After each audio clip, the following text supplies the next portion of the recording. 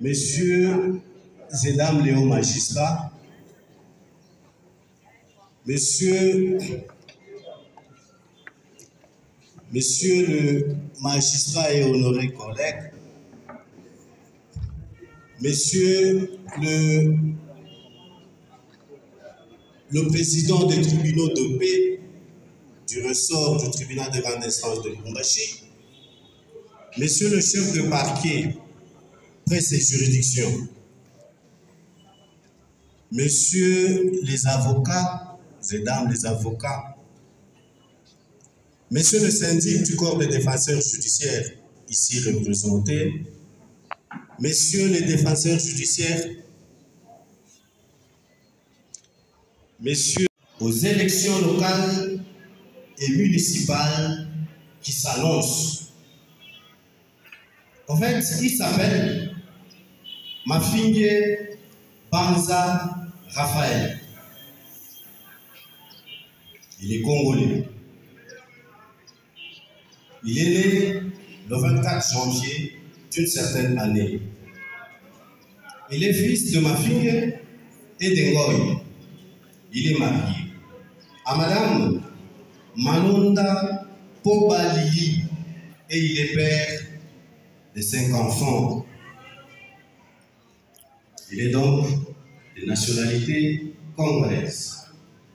S'agissant de ses études faites, de 1998 en 2003, des articles 13 alinéa 1er de l'arrêté d'organisation judiciaire numéro 299/79 du parquet de grande instance de Lubumbashi par les ordonnances présidentielles numéro 23/155 et 23/160 du 15 août 2023, qui est en fait le magistrat Mafingue. De respecter la Constitution et les lois de la République démocratique du Congo et de remplir loyalement et fidèlement, avec honneur et dignité, les fonctions qui me sont confiées. Le tribunal prend acte de votre serment et vous en félicite.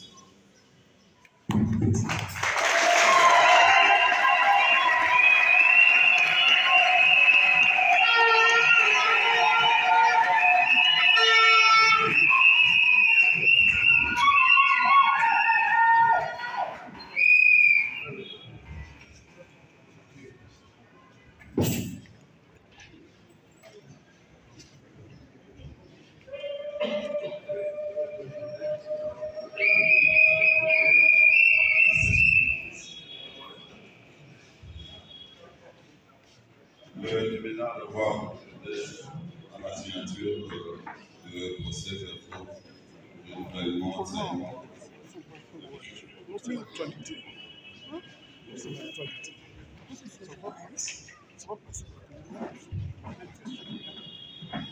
Moi, ça va passer.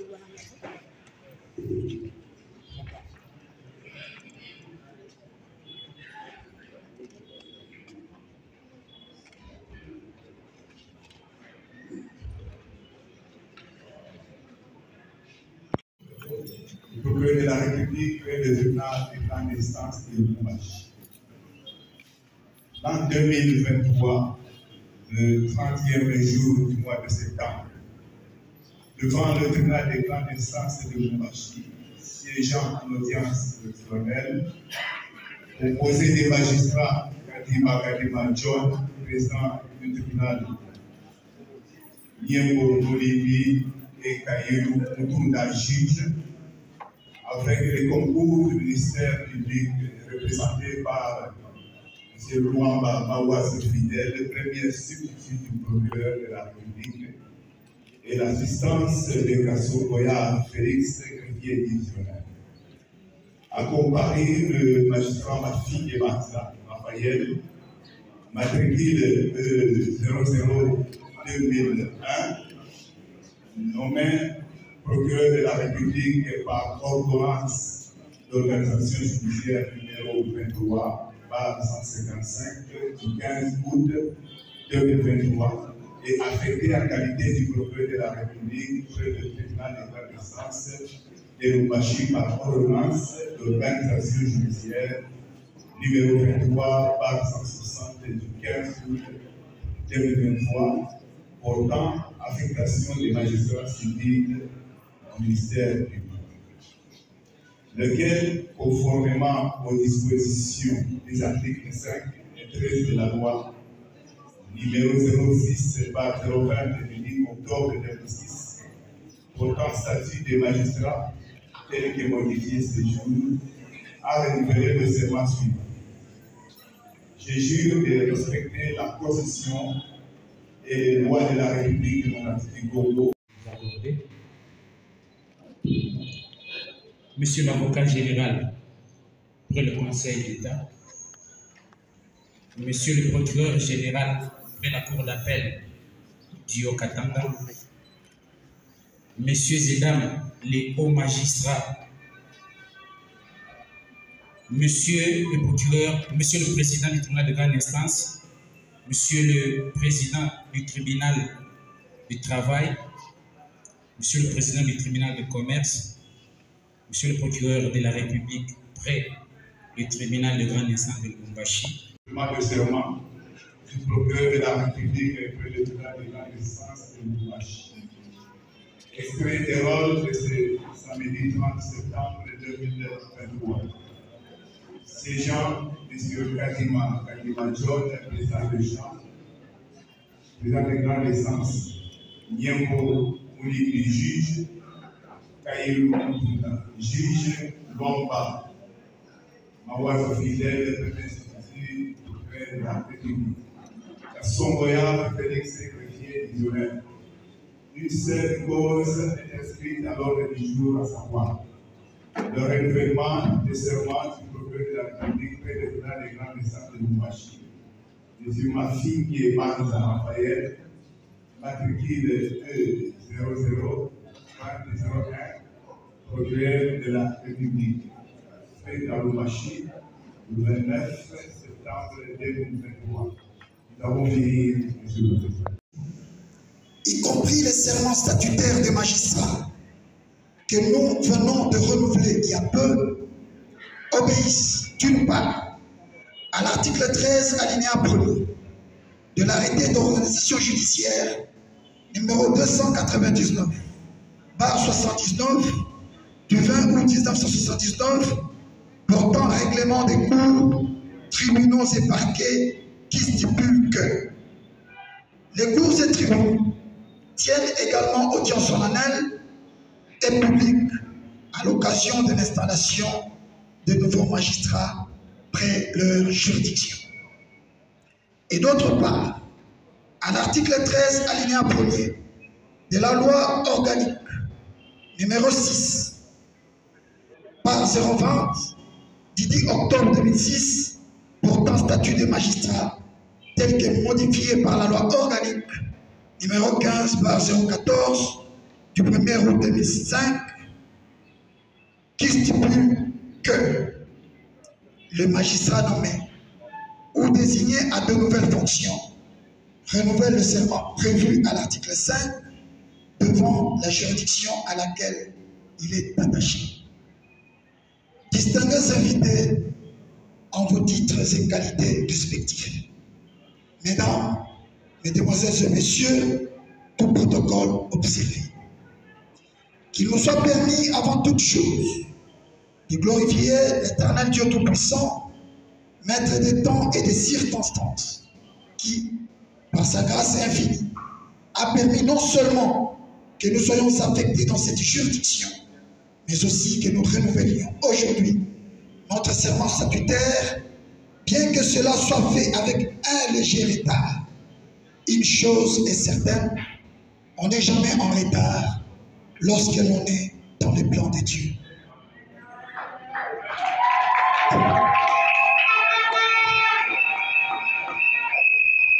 Nous rendons aussi les hommages les plus déférents à son Excellence, Monsieur le Président de la République, chef de l'État qui, par les ordonnances d'organisation judiciaire numéro 23/0155 et numéro 23/160 du 15 août 2023, a une fois de plus renouvelé sa confiance en nous en nous hissant au grade de procureur de la République par la première et en nous confiant les parquets de grande instance de Lubumbashi par la seconde. Nous sommes conscients qu'il aurait pu porter son choix sur de nombreux Congolais tout aussi ou même plus qualifiés. Nous rendons aussi nos hommages les plus déférents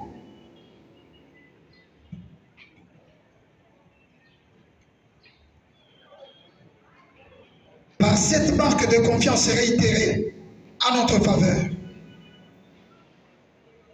Il avait une fois de plus manifesté par notre nomination et affectation, respectivement au grade de premier substitut du procureur de la République et en qualité de premier chef de parquet près du tribunal de paix de Kinshasa-Kalima.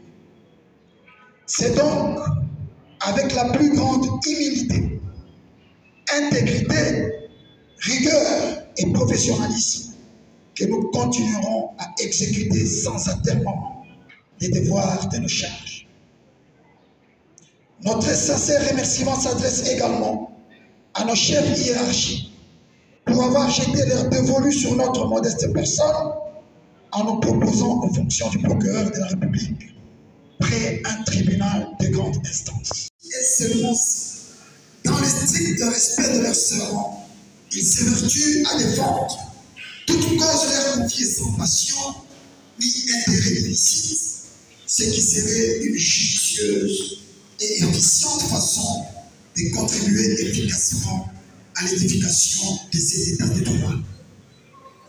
À tous les membres de ma famille, sans exception ni acception de personne, afin que vous sachiez que les sacrifices consentis, les peines endurées, les difficultés rencontrées n'ont pas été vaines. Que notre parcours soit donc le couronnement de nos efforts, une référence et un motif de fierté découlant de cette union que nous formons, qui est la quintessence même de notre force familiale, pour le répondre à tous les défis qui se présenteraient devant nous. Nos remerciements s'adressent très chaleureusement à vous tous, mesdames, mesdemoiselles et messieurs, qui, en dépit de vos multiples occupations, vous avez voulu sacrifier une partie de votre précieux temps pour rehausser votre présence à la cérémonie de ce jour. Ceci vous procure sans conteste une indicible satisfaction. Comme l'on peut cueillir des roses sans souffrir de ses épines, ni extraire du miel sans endurer les piqûres des abeilles, ainsi en est-il de notre parcours. Après avoir été ballotté en tous sens par la fleurie de vagues de la vie, plus d'un de nos compagnons y ont laissé leur plume. Quant à nous, Dieu, dans sa minutietude, a permis jusqu'ici que nous tenions ferme face à tous les aléas de la vie. Comment rendrai-je à l'Éternel tous ses bienfaits envers moi? Je lèverai la coupe de délivrance et j'évoquerai le nom de l'Éternel, dit le psalmiste.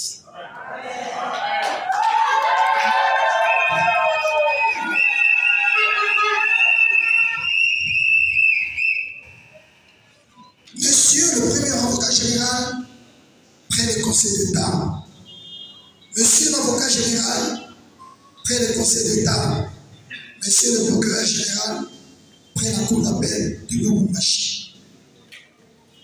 Distingués invités, en vos titres et qualités respectives, mesdames, mesdemoiselles et messieurs, tout protocole observé.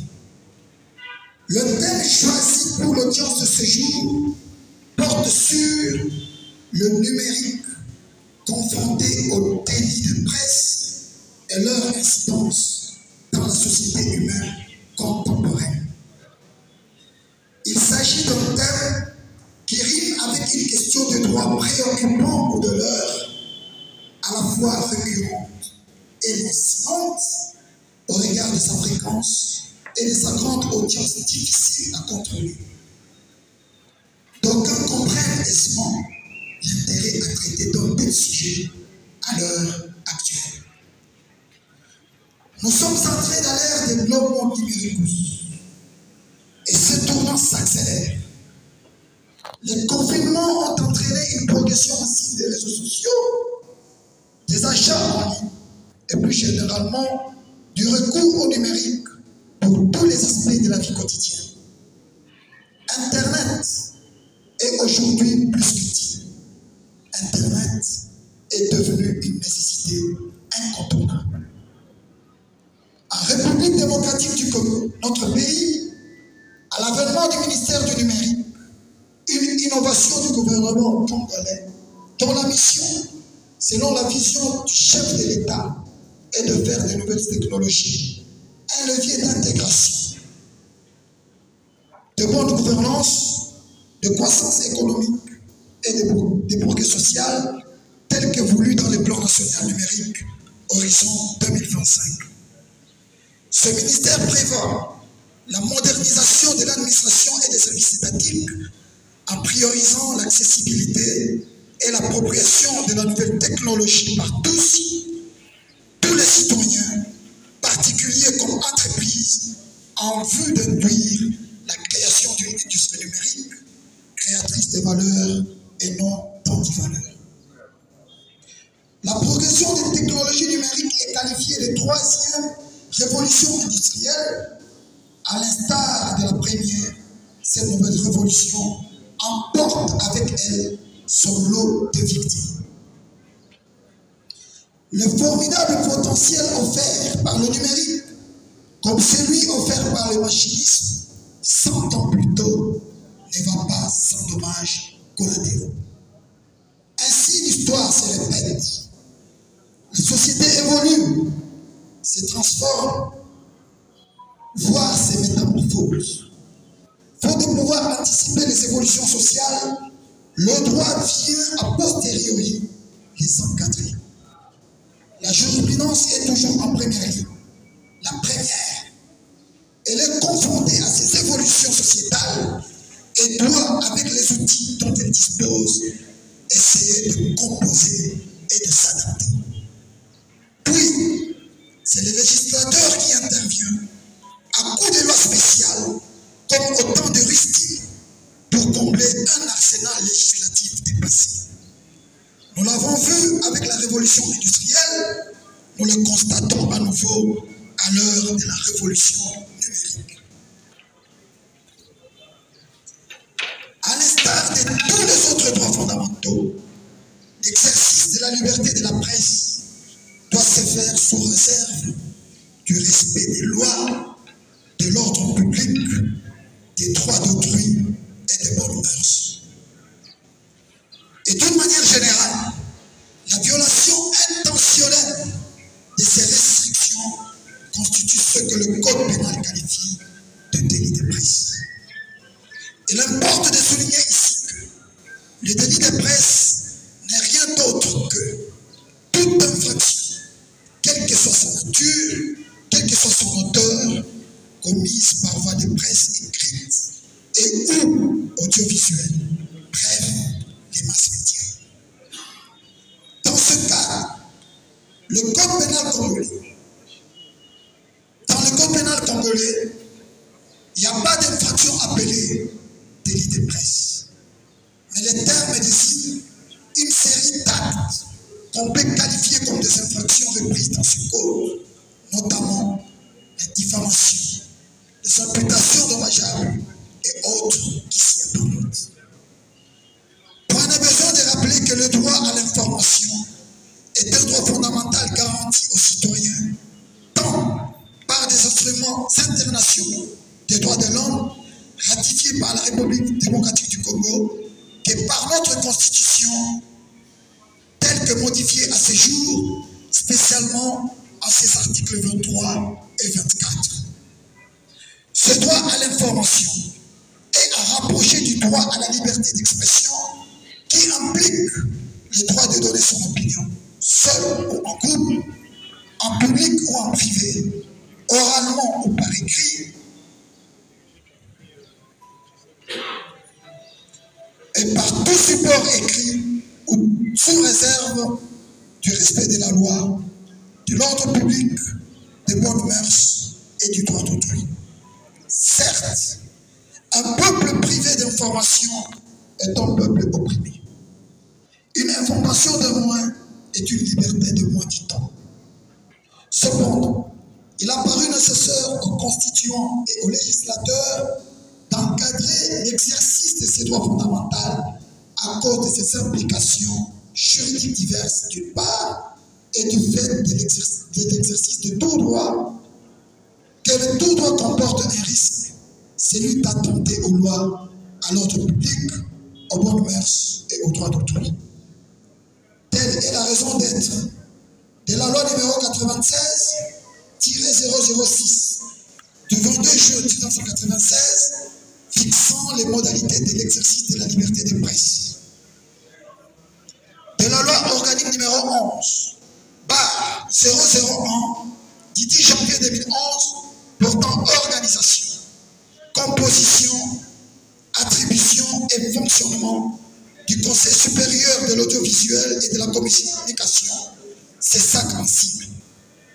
De l'ordonnance loi numéro 23/010 du 3 mars 2003 portant code du numérique et de l'ordonnance loi numéro 23/009 du 13 mars 2023 fixant les modalités d'exercice de la liberté de presse, de la liberté d'information et d'émission par la radio et la télévision, la presse écrite ou tout autre moyen de communication en République démocratique du Congo.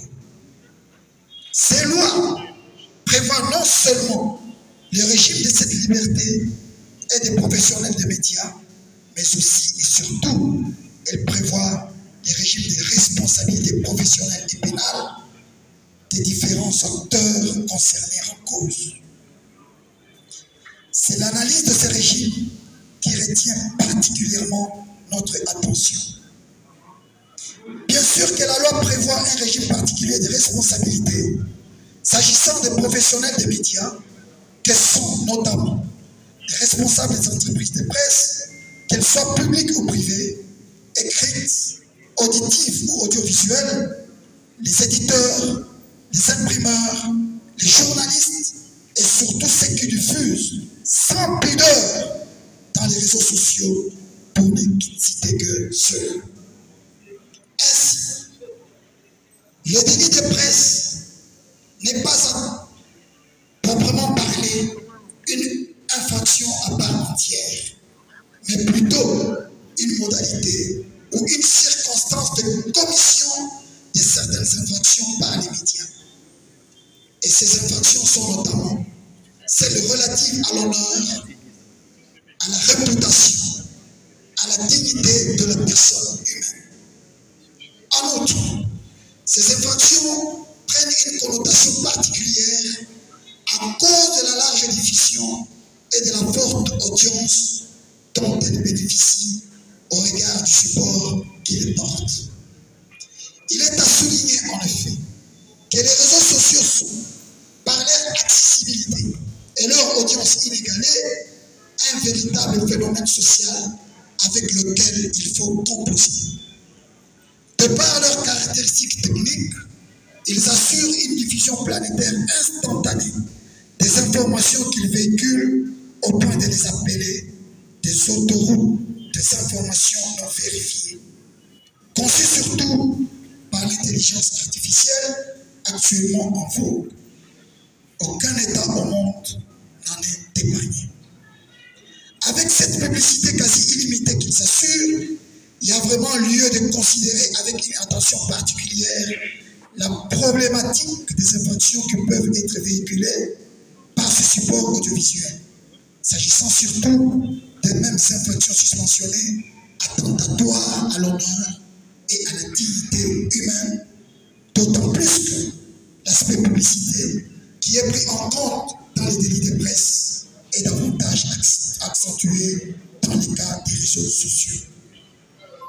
À défaut d'une législation particulière réprimant cette circonstance de commission de ces infractions, la question s'est posée s'il n'était pas indiqué d'attendre mutandis la notion des délits de presse aux infractions commises par voie des réseaux sociaux.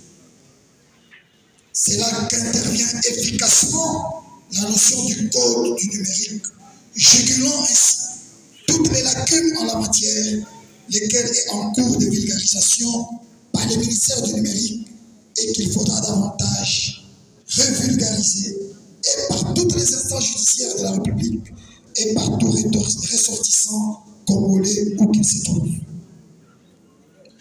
La question de la commission de certaines infractions spécifiques par l'entremise des... Le procureur de la République crée le tribunal de grande instance de Lubumbashi.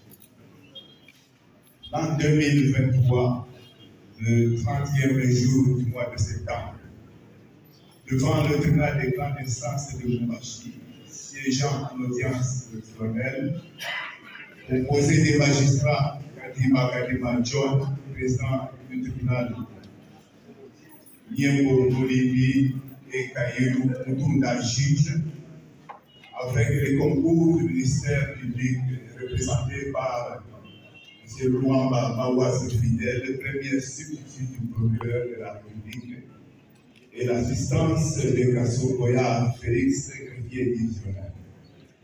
Accompagné le magistrat Mafi et Raphaël, matricule 00-2001, nommé procureur de la République par ordonnance d'organisation judiciaire numéro 23 par 155 du 15 août 2023 et affecté en qualité du procureur de la République près le tribunal de grande instance de Lubumbashi par ordonnance d'organisation judiciaire numéro 23 par 160 du 15 août 2023 portant affectation des magistrats civils au ministère public, lequel, conformément aux dispositions des articles 5 et 13 de la loi numéro 06/020 du 10 octobre 2006, portant statut des magistrats tel que modifié ce jour, a renouvelé le serment suivant. Je jure de respecter la Constitution et les lois de la République démocratique du Congo. De relayer ces informations, que toute la couche de la population sache qu'aujourd'hui, on ne va plus tolérer des bêtises qui se passent sur les réseaux sociaux. Ils ne seront pas impunis. Ces crimes-là seront traités comme des crimes graves. Pourquoi? Imaginez-vous, du bon matin, vous vous réveillez, on commence à vous opposer sur les réseaux sociaux. On commence à vous injurier. On commence à vous spolier même. On commence même à faire ce qu'il est le faux bruit. Facilement. Avec ce faux bruit, ça peut créer des problèmes. C'est pourquoi le législateur, non seulement il vient de prévoir des textes légaux qui punissent ce genre de comportement, mais il fait aussi allusion au faux bruit. Imaginez-vous, des gens s'alertent inutilement. Il y a des gens qui alertent même le chef de l'État sur les mensonges. Il appelle même pour nous dire non, chef de l'État, voilà ce qui se passe. En réalité, lorsqu'on regarde, ce ne sont pas des choses réelles. Donc on doit respecter d'abord le magistrat suprême, le chef de l'État. Il n'est pas là pour entendre vos bêtises. Vous devez être surveillés dans cette chose. Donc, vous en tant que journaliste, vous êtes les premiers à respecter d'abord la dignité, l'honneur de toutes les autorités et tous les citoyens paisibles de ce pays. Pour cela, j'interpelle votre conscience pour que cela se passe de manière pacifique. Mobilisez-vous pour mettre fin à ce genre de comportement. J'ai dit les choses. Merci.